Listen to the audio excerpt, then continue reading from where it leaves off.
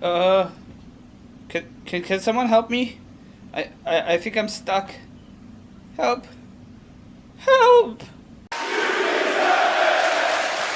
Alright, as you can see, I'm wearing my Shawn Michaels shirt, so you know that this is going to be predictions, but it's also going to be booking. I'm doing a mashup 2-in-1 because I'm late. I need to run to my New York flight. So number 1, Kevin Owens versus AJ Styles. Who's winning? Well, I think AJ Styles is going to retain. The first one was a mishap. He wasn't supposed to lose the belt, but then he regained it, and I think he's going to retain this time. I think the man with Japan has a plan, and he's going to beat Jinder Mahal to win his title, which I think would be good because Jinder needs to kind of move away from the belt. He's not doing too good with it. So giving the belt to Nakamura, someone who's as over as Nakamura, will be really good for the business. Randy Orton got the upper hand over Rusev this past week on SmackDown, but I think Rusev is going to get one over Randy Orton. He needs it much more than Randy needs this win. Randy had a Royal Rumble win earlier this year, so Rusev definitely needs to win this one.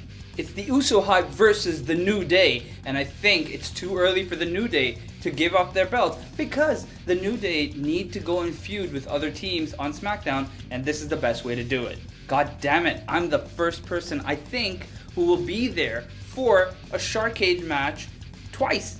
I was there at the Royal Rumble, and I'm going to be there again at SummerSlam. So I'm not too invested in this match, but I think Big Cass is going to get his first big singles pay-per-view win.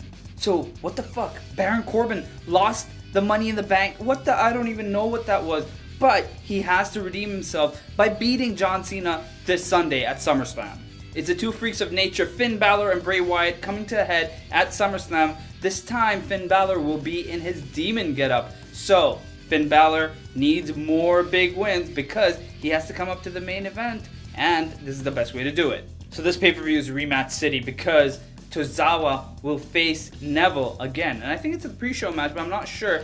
But Tozawa just won the belt. He's not going to lose it. Neville needs to move on and go up to the main roster and face other people aside from 205 Live. I mean, he's being wasted there in my opinion. Naomi versus Natalya. It's very prominent that Carmella's going to probably interfere in this match and take that title off whoever wins that match. But I think Naomi's going to retain, but then Natalya will kind of beat her up a little bit, and then there'll be the cash-in. And my favorite storyline so far, Seth Rollins and Dean Ambrose both have reunited once more, forming 2/3 of the Shield, which is not bad. They're the better parts of the Shield, I guess. Together, Ambrose sucks.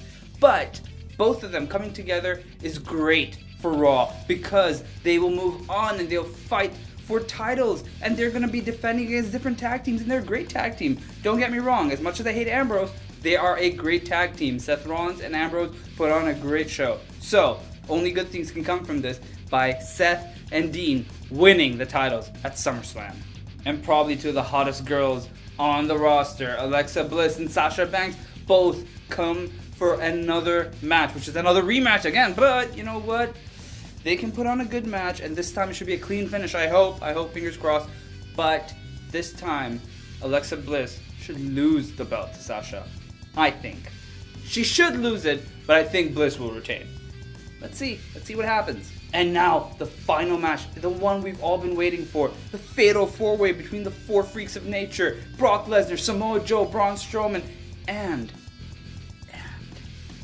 the big dog, Roman Reigns. No, ew, okay, whatever, sorry, I didn't mean to do that. But, I think Samoa Joe holds the best cause to win this belt. He is looking fantastic. I love everything Samoa Joe is doing right now, and he will be the only person I think right now, Braun Strowman perhaps, but Samoa Joe more so, to take that belt and make it what it should be, which is the main belt. It doesn't even, Raw, I feel the tag team belts are the most prestigious ones on Raw right now, which really sucks. It should not be like that, but Samoa Joe could bring that prestige back to the main title on Raw, which is the Universal title. I don't even think this one is slightly questionable.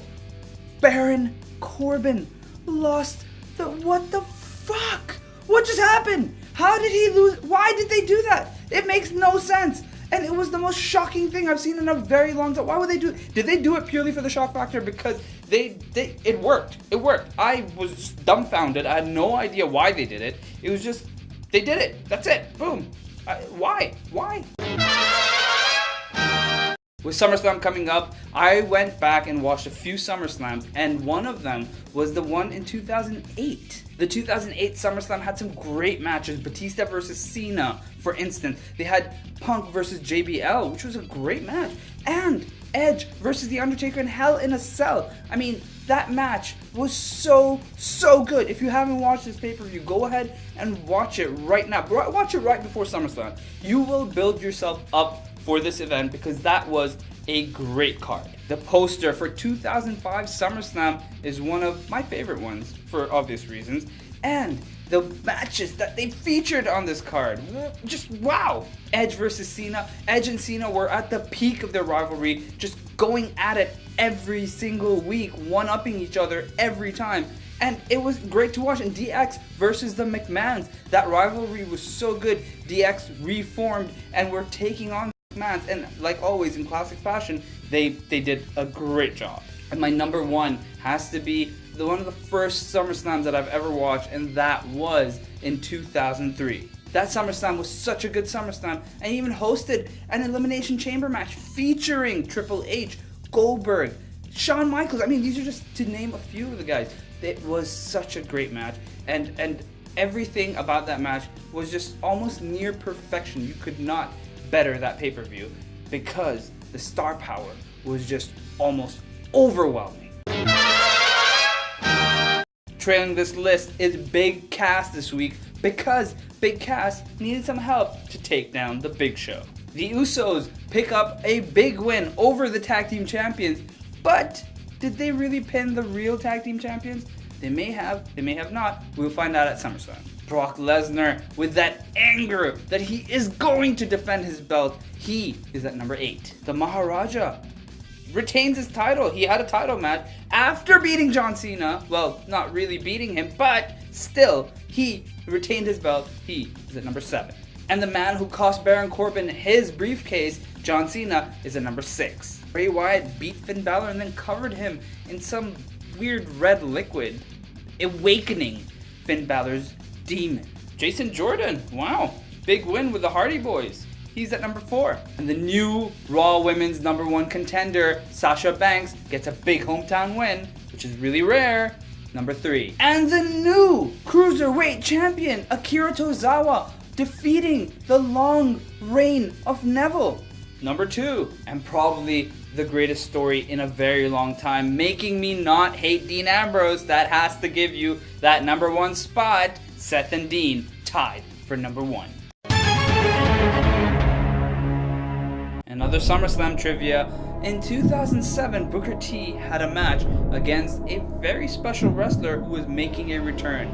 Who was that wrestler? And hey, just to jog your memory, Brock Lesnar beat The Rock at SummerSlam 2002. Congratulations to these lucky winners.